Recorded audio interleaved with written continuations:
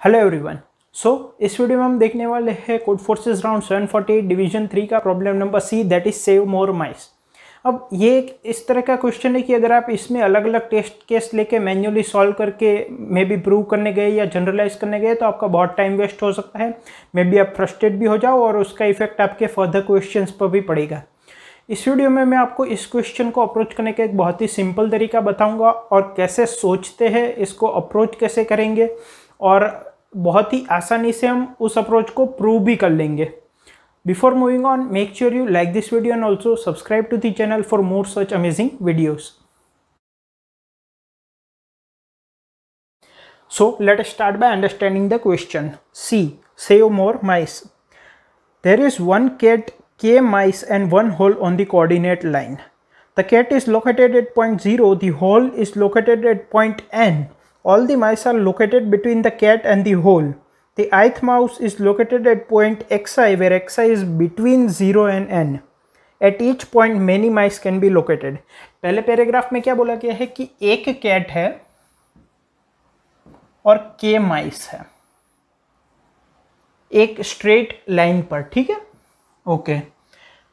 और एक होल है, वन होल। कैट जो है वो पोजीशन 0 पे है, मतलब कि मान लो ये पोजीशन 0 है, ये पोजीशन n है, तो यहाँ पे कैट है। होल जो है वो पोजीशन n पे है, मतलब होल यहाँ पे है और कैट यहाँ पे है। और के माइस के बारे में दिया गया है कि ये सब 0 से लेके n के बीच में है। सो फॉर एग्जाम्पल ith माइस की पोजीशन अगर xi से अगर हम डिनोट करें तो xi is between n and 0, ठीक है। इस तरह से दिए गए हैं स्ट्रेट लाइन में। और क्या बोला गया है कि एक ही पॉइंट पे मल्टीपल माइस हो सकते हैं। So for example xi equal to 5 पे इट्स पॉसिबल कि 3 माइस हो, ठीक है। ऐसा नहीं है कि एक कोऑर्डिनेट पे मैक्सिमम एक ही हो सकता है, एक से ज़्यादा भी हो सकते हैं। सो ये अरेंजमेंट दिया गया है। In 1 second the following happens. Firstly, exactly 1 mouse moves to the right by 1. If the mouse reaches the hole, it hides. That is, the mouse will not anymore move to any point and will not be eaten by cat. Then, after that the mouse has finished its move, the cat moves to the right by 1. If at the new cat's position some mice are located, the cat eats them. They will not be able to move after that. The actions are performed until any mouse hasn't been hidden or isn't eaten. ठीक है, okay.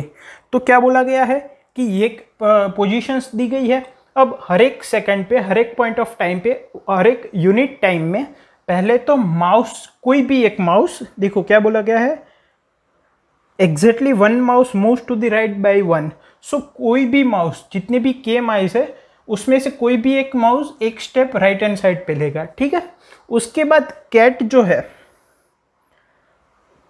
The cat moves to the right by 1, मतलब पहले हर एक second पे, हर एक second पे पहले कोई भी एक mouse, any 1 mouse moves to the right by 1 position.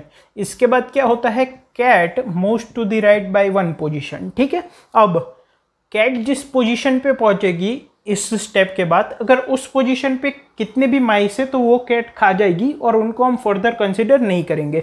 So for example अगर कैट 3rd पोजीशन से मूव करके 4th पोजीशन पे गई और इस पोजीशन पे जब कैट गई तब मान लो 7 माइस थे, तो कैट सबके सबको खा जाएगी और इन 7 को हम आगे कंसिडर नहीं करेंगे क्वेश्चन में, ठीक है।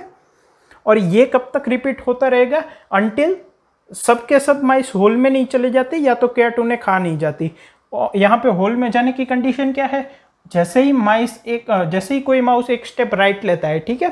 So by moving 1 step further every time, जितने भी माइस है अगर उसमें से कोई भी एक माउस nth पोजीशन पे पहुंच जाता है तो nth पोजीशन पे तो होल है, तो वो माउस होल में चला जाएगा और हाइड हो जाएगा, उसको फिर कैट नहीं खा पाएगी और वो फिर फर्दर मूव भी नहीं होगा।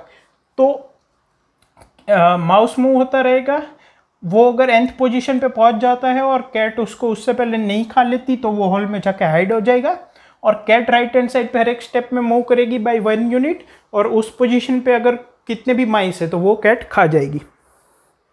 इन other words the first move is made by the mouse, पहला मूव माउस करता है। If the mouse has reach the hole it's saved, पहला मूव को कोई भी माउस करेगा, अगर होल में पहुंच गया तो वो सेफ है। Then the cat makes a move, फिर कैट मूव करेगी। The cat it's the mice located at the pointed the cat has reached, ठीक है। If the cat has reached the hole it it's nobody, मतलब अगर cat एक position right hand side पे चलती है, ठीक है, तो उस पोजीशन पे अगर कितने भी माइस होंगे वो खा जाएगी। लेकिन होल पे अगर कैट पहुंच जाती है तो यहाँ पे जितने भी माइस है उनको वो नहीं खा पाएगी, क्योंकि वो तो होल में जाके हाइड हो गए हैं। Each second you can select a mouse that will make a move. What is the maximum number of mice that can reach the hole without being eaten? ठीक है, फिर इनपुट में क्या दिया गया है, पहले नंबर ऑफ टेस्ट केसेस है, फिर सेकंड लाइन में n और k है। n है position of the hole, k है नंबर ऑफ माउस और नंबर ऑफ माइस, और फिर थर्ड लाइन में x1 x2 up to xk दिया गया है माइस की पोजीशंस, और फिर कंस्ट्रेंट्स दिए गए हैं जो कि मैंने यहाँ पे लिख दिए हैं। ठीक है, जल्दी से समराइज कर देता हूँ क्वेश्चन को। एक कैट है, एक होल है, k माइस है। कैट की इनिशियल पोजीशन 0 है, होल की पोजीशन n है, और माइस की पोजीशन 0 से लेके n के बीच में है सभी माइस की पोजीशन। ठीक है, एक ही पॉइंट पे मल्टीपल माइस हो सकता है। हर एक सेकंड पे कोई भी एक माउस है वो राइट हैंड साइड पे बाई 1 यूनिट मूव होगा। कैट है वो उसके बाद मूव होगी। ठीक है, अगर माउस होल में पहुंच जाता है तो वो अंदर छुप जाएगा और वो बच जाएगा। अगर कैट एक पोजीशन राइट शिफ्ट करती है और उस पोजीशन पे कितने भी माइस है अगर, तो वो कैट खा जाएगी और उनको हम फिर आगे काउंट नहीं करेंगे। तो पूछा गया है कि अगर जैसे यहाँ पे हर एक सेकंड पे हम सिलेक्ट कर सकते हैं कि कौन सा माउस एक स्टेप आगे जाएगा। ठीक है, बिकॉज डिफरेंट मूवमेंट से यहाँ पे डिफरेंट नंबर ऑफ माउस पहुँच सकते हैं यहाँ पे होल पे। तो हमें पूछा गया है कि आपके पास चॉइस है कि हर एक सेकंड पे कौन सा माउस एक स्टेप आगे बढ़ेगा। तो हमें बताना है कि मैक्सिमम नंबर ऑफ माउस जो कि होल पे पहुंच सकते हैं वो कितने होंगे। ठीक है, तो ये क्वेश्चन है। क्वेश्चन समझ में आ गया, काफ़ी सिंपल है। यहाँ पे कंस्ट्रेंट्स दे दी गए हैं मैंने। n है होल की पोजीशन, k है नंबर ऑफ माइस, और xi है सभी माइस की पोजीशन, और नंबर ऑफ टेस्ट केसेस है 10⁴ तक। Now let's jump to the concept. तो अब अगर कंसेप्ट की बात करें तो अगर आप अलग अलग एग्जाम्पल लेके, फिर चाहे वो क्वेश्चन में दिया गया हो या फिर आप अपने से बनाते हो कोई एग्जाम्पल, और हर एक स्टेप पे क्या मूवमेंट हो रही है उसको ऑब्जर्व करके अगर ट्राई करने की कोशिश करोगे कि मैक्सिमम कितने माइस होल तक पहुंच पा रहे हैं, तो वो काफ़ी कंफ्यूजिंग हो सकता है, बहुत टाइम टेकिंग हो सकता है और आप फ्रस्ट्रेट भी हो सकते हो। ठीक है, तो वो एक तो नहीं कर सकते, हमें यहाँ पे कुछ सिंपल सोचना पड़ेगा। सेकेंड चीज़, अगर हम सोचे कि हर एक सेकंड पे क्या मूवमेंट हो रहा है, तो यहाँ पे क्या प्रॉब्लम आएगी। एक तो हर एक सेकंड पे कौन सा माइस किस पोजीशन पे ऑप्टिमली मूव होगा ये डिसाइड करना मुश्किल है। सेकंड, मैक्सिमम टाइम कितना लगेगा, n जितना, क्योंकि कैट 0 पोजीशन पे है, हर एक सेकंड पे वो 1 पोजीशन आगे मूव होती है, तो मैक्सिमम टाइम कितना लगेगा जब तक वो होल तक नहीं पहुंच जाती वर्स्ट केस में। और यहाँ पे n होल की पोजीशन है वो है 10⁹ मैक्सिमम। तो अगर हम हर एक सेकंड पे भी जाएंगे तो वो फोर लूप 0 से लेके 10⁹ तक का जाएगा, तो वो टाइम लिमिट एक्सिड दे देगा। तो यहाँ पे हमें कुछ ऑप्टिमली सोचना पड़ेगा। अब यहाँ पे एक चीज़ हमें क्या ऑब्जर्व करनी होगी कि यहाँ पे हमें ये नहीं पूछा गया है कि हर एक स्टेप पे क्या मूवमेंट होगा, हमें पूछा गया है कि एंड में मैक्सिमम कितने माइस को हम होल तक पहुँचा सकते हैं। ठीक है, तो अगर मैं अपने आंसर को ऑब्जर्व करूँ, मैक्सिमम कितने माइस होल तक पहुँचेंगे सेफली अगर हम ऑप्टिमली मूव करें, तो मेरे आंसर की रेंज क्या हो गई, मेरे आंसर की रेंज हो गई 0 से लेकर k, क्योंकि टोटल k माइस है, तो या तो एक भी माइस होल तक नहीं पहुंचेगा या सारे के सारे पहुंच जाएंगे। तो मेरी आंसर की रेंज हो गई ये। ठीक है, अब मान लो कि मेरा जो आंसर है वो है p, मतलब कि p माइस को हम सेफली होल तक पहुंचा सकते हैं और p+1 को नहीं पहुंचा सकते, तभी बोलेंगे कि p मैक्सिमम है। ओके, तो अगर जो गिवन माइस है, ठीक है, उनकी पोजीशन दी गई है with the help of array x। ठीक है, तो अगर मैं उन सभी माइस को नंबर लाइन पे रख दूं तो पहले तो ये 0 होगा, ये क्या है कैट की पोजीशन, यहाँ पे n है, ये क्या है होल, और बीच में जो भी होंगे ये सब क्या है, ये सब माइस की पोजीशन है। ठीक है, ये नंबर लाइन है मेरी। तो अब अगर मेरा आंसर P है, मतलब कि मैं P माइस को सेफली होल तक पहुंचा सकता हूं अगर मैं ऑप्टिमली मूव करूं, लेकिन P+1 को नहीं पहुंचा सकता, तभी बोलेंगे आंसर P है। तो कौन से P माइस को यहां पे पहुंचाना इजीएस्ट है? जो P माइस कैट से सबसे दूर है और होल से सबसे नजदीक है, उनको। इतना तो क्लियर है। अगर मुझे P माइस को होल तक पहुंचाना है सेफली, तो सबसे सेफेस्ट P माइस कौन से है? जो कि कैट से एज फार एज पॉसिबल है और होल से एज नियर एज पॉसिबल है। ठीक है, मतलब कि पीछे से P माइस, ये हम कह सकते हैं। ठीक है, ओके। अब अगर ये P माइस होल तक सेफली पहुंच पा रहे हैं, तो इट मे बी पॉसिबल कि दूसरे कोई P माइस का सबसेट इनमें से वो भी होल तक पहुंच पा रहा होगा। ठीक है, नो डाउट। लेकिन अगर ये P माइस होल तक सेफली नहीं पहुंच पा रहे, देन इट इज इम्पॉसिबल कि बाकी कोई P माइस होल तक सेफली पहुंच जाए, क्योंकि उनको तो और ज्यादा टाइम लगेगा। वो तो कैट के और नजदीक होंगे और होल के और फार होंगे। ठीक है, तो हमें इससे क्या समझ में आ रहा है कि हमें अगर आंसर फाइंड करना है तो हमें यह चेक करना पड़ेगा कि पीछे से, मान लो हमारा आंसर P है, तो हमें चेक करना पड़ेगा कि आखिरी के P माइस सेफली होल तक पहुंच पा रहे हैं एंड आखिरी के P+1 माइस होल तक सेफली नहीं पहुंच पा रहे हैं। अगर आखिरी के P+1 माइस, जो कि होल से as near as possible P+1 का सबसेट है और कैट से एज फार एज पॉसिबल का सबसेट है, अगर वो सेफली होल तक नहीं पहुंच पा रहे for any permutation of movement, ठीक है, तो बाकी कोई P+1 माइस का सबसेट ऑब्वियसली नहीं पहुंच पाएगा। ठीक है, ये हम समझ सकते हैं बाय कॉमन सेंस, उसको कुछ प्रूव करने की जरूरत नहीं है।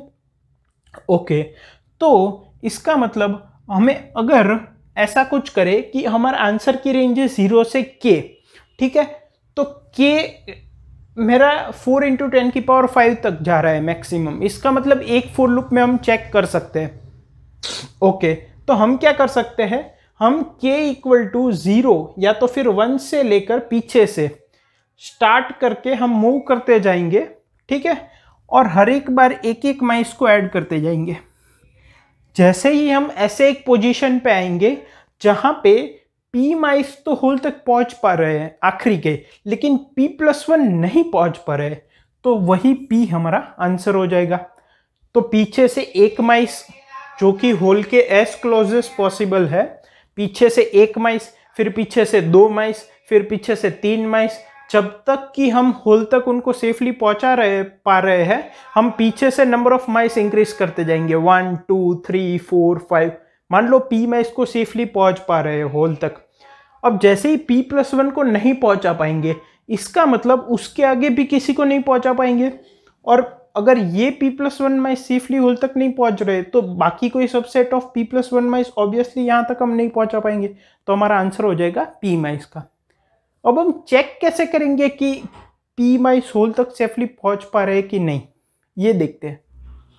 तो अब अगर हमें चेक करना हो कि आखिरी के P माइस जो कि होल के एज क्लोजेस्ट पॉसिबल है और कैट के एज फार एज पॉसिबल है, वो होल तक सेफली पहुंच पा रहे हैं कि नहीं, वो कैसे हम चेक करेंगे। तो अब यहाँ पे हमें दिया क्या गया है कि हर एक सेकंड पे कोई भी एक माइस एक स्टेप राइट साइड मूव होगा और कैट एक स्टेप राइट साइड मूव होगा। ठीक है, तो बेसिकली हमारे पास है क्या, कैट की पोजीशन, माइस की पोजीशन और टाइम। ठीक है, ओके। तो अगर इससे हम कुछ सोचे, तो अगर आखिरी के P माइस की मैं बात करूं, तो आखिरी के P माइस को होल तक पहुंचाने में जो मिनिमम टाइम लगेगा, लास्ट P माइस को होल तक पहुंचाने में जो मिनिमम टाइम लगेगा, ठीक है, वो कैट को होल तक पहुंचाने के टाइम से, मान लो ये है TP, आखिरी के P माइस को होल तक पहुंचाने में जो मिनिमम टाइम लगेगा वो है TP, और कैट को होल तक पहुंचाने में जो टाइम लगेगा मान लो वो है TC। ठीक है, तो कितनी कंडीशंस हो सकती है, क्या इससे हमें कुछ मिलता है? अब हमने टाइम क्यों लिया, क्योंकि क्वेश्चन में टाइम दिया गया है और कैट और माइस की पोजीशन दी गई है, तो हम सोच रहे हैं कि टाइम के रिलेशन से कुछ मिल पा रहा है कि नहीं। तो अगर आखिरी पी माइस को होल तक पहुंचाने का मिनिमम टाइम है टीपी और कैट को होल तक पहुंचाने का टाइम है टीसी, अब ये तो कांस्टेंट है, तो कितने केस हो सकते हैं? TP less than TC, TP equal to TC और टीपी ग्रेटर देन टीसी, ये 3 केस हो सकते हैं। तो अब तीनों को ऑब्जर्व करते हैं। अब पहले मैं ये भी बता दूं कि टीसी कांस्टेंट है, क्यों? क्योंकि कैट इनिशियली 0 पोजीशन पे और हर एक स्टेप पे वो एक स्टेप राइट लेती है हर एक टाइम पे, तो उसको n तक पहुंचने में कितना टाइम लगेगा? n सेकेंड्स, ठीक है। सो टीसी इज बेसिकली n, पहली बात। अब यहाँ पे मिनिमम मैंने क्यों यूज किया है? क्योंकि मान लो ये 3 को मुझे होल तक पहुंचाना है, तो अगर मैं बीच में इसको भी मूव करूंगा तो 1 सेकेंड वेस्ट होगी। अगर मैं सिर्फ इन तीनों को मूव करूंगा तो मिनिमम टाइम लगेगा। फॉर एग्जाम्पल ये मेरा होल है, ठीक है। अब मुझे 5 को होल तक पहुंचाना है, तो अगर मैं पहले 3 को एक स्टेप मूव करता हूं, ठीक है, राइट हैंड साइड पे, फिर 5 को मूव करता हूं, फिर 5 को मूव करता हूं, तो 5 होल तक पहुंच जाएगा। जैसे ही मैं इसको एक स्टेप आगे मूव करूंगा तो ये 4th पोजीशन पे आ जाएगा, इसको फिर 2 स्टेप आगे मूव करूंगा तो ये होल तक पहुंच जाएगा। तो इसमें 3 सेकेंड्स लगे। अब मैं इसको मूव ही नहीं कर रहा, मैं इसको ही 2 बार मूव करता हूं, 5 तो 2 सेकेंड्स लगे, ठीक है। तो इसीलिए मैं कह रहा हूं कि minimum time for last P mice to reach hole, minimum time कितना होगा कि हम आगे के जो माइस है आखिरी के पी के अलावा उनको मूव ही ना करें, सिर्फ आखिरी के पी माइस को ही मूव करे, तो वो हमें मिनिमम टाइम देगा, ठीक है। अब इन तीनों केस को ऑब्जर्व करते हैं। अब यहाँ पे ये टीसी भी क्या है? n के बराबर है, तो इसको मैं n ले लेता हूं। अब आखिरी के पी माइस का टाइम लेस देन n है, ठीक है, ओके। अब मान लो ये मेरा n है, ये पूरी लेंथ है वो n है, ठीक है। अब आखिरी के पी माइस को होल तक पहुंचाने का टाइम अगर लेस देन n है, तो मान लो जो लास्ट माइस है उसको होल तक पहुंचाने का टाइम इतना है, उसके पहले वाले को इतना है, उसके पहले वाले को इतना है, उसके पहले वाले को इतना है, एंड सो ऑन, ठीक है। मान लो 4 मान लो, p इज इक्वल टू 4 मान लो अभी के लिए समझने के लिए, तो ये बेसिकली इतने टाइम है। अगर मुझे इनका सम चाहिए तो मैं इसको ऐसे भी रिप्रेजेंट कर सकता हूं, ये फर्स्ट है उसको मैंने यहां पे ले लिया, ठीक है। अब सेकंड की जो लेंथ है वो मैं यहां से कंटिन्यू करूंगा, ठीक है। फिर थर्ड की जो लेंथ है वो मैं यहां से कंटिन्यू करूंगा और फोर्थ की जो लेंथ है वो मैं यहां से कंटिन्यू करूंगा। तो ये स्टार्टिंग पॉइंट से लेके एंडिंग पोजीशन तक होगा, वो मेरा टीपी होगा, इन चारों का सम, ठीक है, ओके। तो इस तरह से अगर ऑब्जर्व करें तो अगर टीपी लेस देन n है तो ये n साइज है। मान लो ये पहले का मूव होने का टाइम, ये दूसरे के मूव होने का टाइम, ये तीसरे के मूव होने का टाइम और ये चौथे के मूव होने का टाइम, ये 4 माइस का टाइम है, ठीक है, होल तक पहुंचने का। चौथे इतना टाइम लेता है, ये तीसरा, ये दूसरा और ये सबसे नज़दीक वाला, और ये n है, ये कैट इतना टाइम लेती है। अब ये माइस को मैं एक एक स्टेप मूव करता जाऊंगा और कैट को भी रिस्पेक्टिवली एक एक स्टेप मूव करता जाऊंगा। तो जब तक ये माइस यहाँ पे आ जाएगा, ठीक है, और ये होल तक पहुंच जाएगा, ये होल तक पहुंच जाएगा, तब तक कैट इतना पोजीशन कवर कर चुकी होगी, तो कैट यहाँ कहीं पे होगी, ठीक है। तो ये सेफली होल पे पहुंच गया। अब ये जो है ये माइस एक एक स्टेप यहाँ पे मूव करता जाएगा और कैट यहाँ से मूव करती जाएगी एक एक स्टेप। तो ये जब तक यहाँ पे आएगा, ये इतना डिस्टेंस कवर कर लेगा तो होल पे पहुँच जाएगा। तब तक कैट कहाँ पे होगी? यहाँ कहीं पे। तो ये भी सेफली पहुँच जाएगा। ये हमेशा कैट के आगे ही होगा, कभी भी कैट उसको क्रॉस नहीं करेगी, ठीक है। अब ये एक एक स्टेप आगे मूव करेगा और कैट एक एक स्टेप आगे मूव करेगी। तो ये जब तक यहाँ पे आके होल में अंदर नहीं चला जाता, तब तक कैट यहाँ पे आएगी, ये होल में एंटर हो गया तब तक कैट इतना डिस्टेंस कवर करेगी, ठीक है। ओके, तो ये भी चला गया और ये हमेशा कैट से आगे होगा क्योंकि ये एक स्टेप मूव करेगा, कैट एक स्टेप मूव करेगी, ये एक स्टेप मूव करेगा, कैट एक स्टेप मूव करेगी, ठीक है। ओके, अब ये एक एक स्टेप मूव करना स्टार्ट करेगा, कैट एक एक स्टेप मूव करना स्टार्ट करेगी, ये इतना ट्रैवल करेगा तो होल में पहुंच जाएगा। उस टाइम में कैट भी इतना मूव करेगी, कैट यहाँ पे होगी और ये भी होल में चला जाएगा, ठीक है। और कैट अभी भी होल से इतनी दूर होगी, ठीक है। और ये जो है ये सब के सब होल तक पहुंच जाएंगे क्योंकि ये इंडिविजुअली हमेशा कैट से आगे रहे हैं, कभी भी कैट किसी को भी क्रॉस नहीं किया है, ठीक है। इसका मतलब अगर TP लेस देन N है तो P के P माइस होल तक पहुंच जाएंगे, ठीक है। ओके, अब सेकंड केस लेते हैं TP ग्रेटर देन N का। Okay, sorry, TP equal to N का। ये N है, ये पहले के मूव होने का टाइम, ये दूसरे के मूव होने का टाइम, ये तीसरे के मूव होने का टाइम और ये चौथे के मूव होने का टाइम, ठीक है। ये N के बराबर होगा सबका सम, तो ये यहाँ पे आ गया। अब ये मान लो हर एक स्टेप पे आगे जा रहा है, ठीक है। या तो फिर हम स्टार्टिंग इससे करते हैं, तो क्योंकि अगर मैं जैसे ही इसको एक स्टेप आगे मूव कराऊंगा तो कैट भी एक स्टेप आगे मूव करेगी, ठीक है। तो अब यहाँ पे ये दोनों एक पोजीशन पे नहीं है, ये गलत फहमी मत रहना। कैट इनिशियली 0 पोजीशन पे है और माइस की पोजीशन 1 से स्टार्ट होती है, लेकिन ये तो फर्स्ट जो क्लोजेस्ट माइस है होल के, उसको होल तक पहुँचने का टाइम है। फिर ये सेकंड माइस का है, ये थर्ड माइस का है, ये फोर्थ माइस का है और ये इन सब का सम है, ठीक है। अब मान लो मैं इससे स्टार्ट करता हूँ, ठीक है, या तो फिर इससे भी अगर स्टार्ट करे तो इसको मैं एक एक स्टेप पहुंचा के यहाँ तक जब तक आएगा और ये होल में चला जाएगा तब तक कैट यहाँ से लेके यहाँ तक आ चुकी होगी, ठीक है। अब ये यहाँ से वापस एक एक स्टेप मूव करना चालू करेगा और मान लेते हैं कि कैट उसको कभी भी नहीं खाती, ये होल में सेफली पहुंच गया, ये भी यहाँ पे आ गया, ठीक है। ओके, अब यहाँ की बात करें तो ये भी एक एक स्टेप मूव करके होल तक पहुंच गया और कैट यहाँ तक आ गई।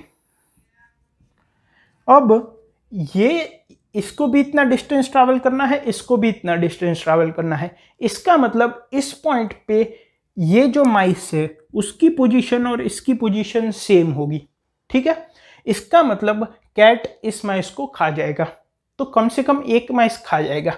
अब ये जो हमने देखा, अब अगर थोड़ा और क्लियर देखें, अगर मान लो हम नंबर्स की मदद से देखते हैं, मान लो n की वैल्यू है 10, ठीक है, m1 है वो है 8, m2 है वो है मान लो 6 पे है, और नहीं मान लो 7 पे है, और m3 है माइस 3 वो 5 पे है। तो इसको होल तक पहुंचने में 5 लगेंगे टाइम, 5 सेकंड्स, इसको होल तक पहुंचने में 3 सेकंड्स, इसको होल तक पहुंचने में 2 सेकंड्स, टोटल 10 सेकंड्स। और कैट 0 पे है तो इसको भी 10 सेकंड्स। अब जो सबसे दूर है उसको हमने पहले होल तक पहुंचाया तो इसको 5 सेकंड्स लगेंगे, तो 5 सेकंड बाद ये होल तक पहुंच गया, ठीक है। अगर नंबर लाइन पे देखें तो ये है 10, ये है 8, ये है 7, ये है 5 और ये है 0। तो ये एक एक स्टेप करके होल तक पहुंच गया। अगर इसको 5 सेकंड्स लगेंगे तो कैट जब तक ये होल तक पहुंचेगा कैट 5th पोजीशन पे आ जाएगी, ठीक है। उसके बाद इसको 3 स्टेप्स लगेंगे, तो उस टाइम पे ये जब तक 3 स्टेप्स लेके होल तक पहुंचेगा तब तक कैट 8th पोजीशन पे आ जाएगी, ठीक है, और कैट इस माइस को खा जाएगी। तो अगर आप इसके अलावा कोई भी मूवमेंट देखोगे, कोई भी परम्यूटेशन देखोगे मूवमेंट का, एक माइस को कम से कम कैट खा जाएगी, ओवरलैप होगा ही होगा, ठीक है। तो इस केस में हम पी माइस को होल तक सेफली नहीं पहुंचा पाएंगे। अब अगर इस केस में सेफली होल तक नहीं पहुंचा रहे हैं तो अगर ये टीपी है वो ग्रेटर देन एन हो जाएगा इन सब का सम, तो ऑब्वियसली कहीं ना कहीं तो कैट ओवरलैप करेगी ही करेगी एटलीस्ट 1 माइस को और उसको खा जाएगी, क्योंकि अगर इस केस में हम नहीं कर पा रहे तो इस केस में ऑब्वियसली नहीं कर पाएंगे, ठीक है, तो ये कंसेप्ट है। जो पी माइस है अगर उनको होल तक पहुंचने का जो टाइम है वो अगर लेस देन एन है, मतलब कि कैट को होल तक पहुंचने का टाइम, तो वो पहुंच जाएंगे सेफली, बाकी नहीं पहुंच पाएंगे। ठीक है, ओके। अब मेनली इम्प्लीमेंटेशन पार्ट बाकी है, लेकिन फिर भी थोड़ा देख लेते हैं। अब ये टीपी है वो बेसिकली हमें कैसे मिलेगा? देखो, आखिरी के पी में इसको होल तक पहुंचना है, तो अगर हमें जो एक्स एरे दिया गया है इसको अगर हम शॉर्ट कर दें तो हमें इंक्रीजिंग ऑर्डर में पॉइंट्स मिल जाएंगे। तो हमें क्या करना पड़ेगा, n minus X of k minus 1, ये सबसे बड़े x की वैल्यू होगी, माइस की पोजीशन, जो कि होल से सबसे नज़दीक होगा और कैट से सबसे दूर होगा, plus n minus X of k minus 2 plus n minus इसकी पोजीशन ये है होल तक, होल n पोजीशन पे, तो इसको कितना टाइम लगेगा, n minus X of k minus 1, n minus X of k minus 3 and so on. Pth mice है उसको टाइम लगेगा n minus X of k minus p, और आखिरी के p माइस के सबसेट को होल तक पहुंचने में इतना टाइम लगेगा। ठीक है, तो हमें बेसिकली करना क्या है, हमें एंड से मूव होना है, पहले एक माइस का टाइम, फिर 2 माइस का टाइम, फिर 3 माइस का टाइम, ऐसा करते करते हमें चेक करते जाना है। और एक पॉइंट ऐसा आएगा जबकि ये जो कंडीशन है लेस देन n वाली वो सेटिस्फाई नहीं होगी। अगर वो p+1 माइस के लिए सेटिस्फाई नहीं होती, इसका मतलब p हमारा आंसर है, क्योंकि p माइस के लिए अगर सेटिस्फाई हुई और p+1 के लिए सेटिस्फाई नहीं हुई, इसका मतलब मैक्सिमम p माइस को हम होल तक पहुंचा सकते हैं, और p+1 के लिए सेटिस्फाई नहीं हुई तो ऑब्वियसली p+1 से ज़्यादा के लिए होगी ही नहीं। ठीक है, सो आई होप कि आपको कंसेप्ट क्लियर है। अब इसका इम्प्लीमेंटेशन देख लेते हैं। सो आई होप कि आपको इस लेक्चर में अभी तक सब कुछ समझ में आ रहा होगा। यहाँ पर मैं एक छोटा सा ब्रेक लेकर आपको न्यूटन स्कूल के बारे में बताना चाहता हूँ, जो कि ऐसे ऑसम लेक्चर्स आप तक पहुँचा रहा है। न्यूटन स्कूल बेसिकली एक ऑनलाइन लर्निंग प्लेटफॉर्म है, जिनके फुल स्टैक डेवलपमेंट कोर्स में एनरोल करके आप अपनी ड्रीम जॉब पा सकते हैं। ऑल्सो बेस्ट पार्ट ये है कि आपको प्लेसमेंट लगने तक कोई भी फीस पे नहीं करनी है। यहाँ पर आपको live classes, industry projects, mock interviews, personal mentoring जैसे अमेजिंग बेनिफिट्स भी मिलेंगे। So make sure to check out the link in the description to skyrocket your career with Newton School. अब अगर इम्प्लीमेंटेशन की बात करें तो अब हमें ऐसा पी फाइंड करना है जो कि जैसे कि हमने अभी अभी कंसेप्ट में देखा, जिनका लास्ट पी माइस का होल तक पहुंचने का जो टोटल टाइम है वो लेस देन n हो और लास्ट p+1 का greater than equal to n हो, तो वो p हमारा आंसर हो जाएगा। तो हमें पता नहीं है, तो हम क्या कर सकते हैं, यहाँ पे p क्या हो सकता है, p can be anything between 0 to k, और k की रेंज 4 × 10⁵ है, तो हम एक फॉर लूप लगा सकते हैं। तो हम क्या कर सकते हैं, अब हमें p एलिमेंट्स पीछे से देखना है। ठीक है, तो हम क्या कर सकते हैं, हमारा जो x है उसको पहले शॉर्ट कर देंगे। ठीक है, अब मान लो आंसर को मैंने 0 कर लिया। अब for I equals to k minus 1, I is greater than equal to 0, I minus minus। ठीक है, अभी ith माइस को होल तक पहुंचने में कितना टाइम लगेगा, उसको हम एक सम में स्टोर कर रहे हैं ताकि सभी का एड ऑन होता जाए।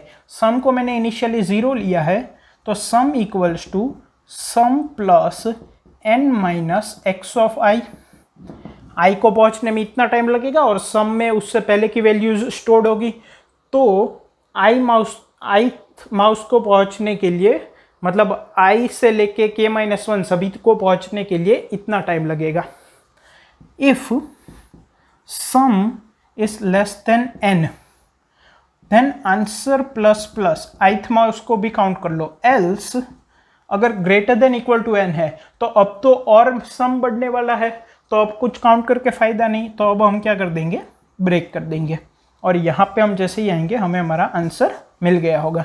हम क्या कर रहे हैं, हमने सबसे पहले पोजीशंस को शॉर्ट कर दिया। अब अगर एक ही काउंट करना है, मतलब अगर एक ही माउस पहुँच पाएगा, एक ही माउस पहुँच पाएगा, तो वो कौन सा होगा, k-1 वाला। अगर 2 होंगे तो k-1 और k-2, 3 होंगे तो k-1, k-2, k-3 वाले होंगे। तो हम क्या कर रहे हैं, हम हर एक पोजीशन पे उस माइस को होल तक पहुंचने का टाइम है वो सब में ऐड कर रहे हैं, ठीक है। तो अगर यहाँ पे i है फॉर लूप में, तो सम क्या डिनोट कर रहा है कि i से लेकर k-1 तक जितने भी माइस है उनको होल तक पहुंचने में टाइम कितना लगेगा वो सम में स्टोर हो रहा है क्यूमुलेटिवली। इन सब का सम अगर लेस देन n है, जैसा कि हमने अभी देखा था कंसेप्ट में, तो आंसर प्लस प्लस कर दो। हर एक i पे हम आंसर प्लस प्लस कर रहे हैं, ठीक है। तो अगर ith माइस को होल तक पहुंचाने का टाइम ऐड करने के बाद भी अगर सम लेस देन n है तो ith को भी काउंट कर लो, तो answer plus plus, else break. और यहाँ पे हम जैसे ही पहुंचेंगे तो हमें हमारा आंसर मिल गया होगा। टाइम कॉम्प्लेक्सिटी क्या होगी, number of test cases into k, ठीक है।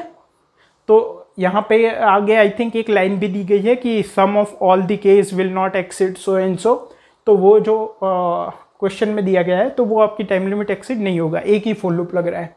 सो आई होप कि आपको क्वेश्चन क्लियर है, इसको कैसे सोचते हैं, कैसे अप्रोच करते हैं, वो क्वेश्चन भी समझ में आ गया, कंसेप्ट भी क्लियर है और इम्प्लीमेंटेशन भी समझ में आ गया। इसका जो सोल्यूशन कोड है वो मैंने कमेंट्स में प्रोवाइड किया है। Thank you.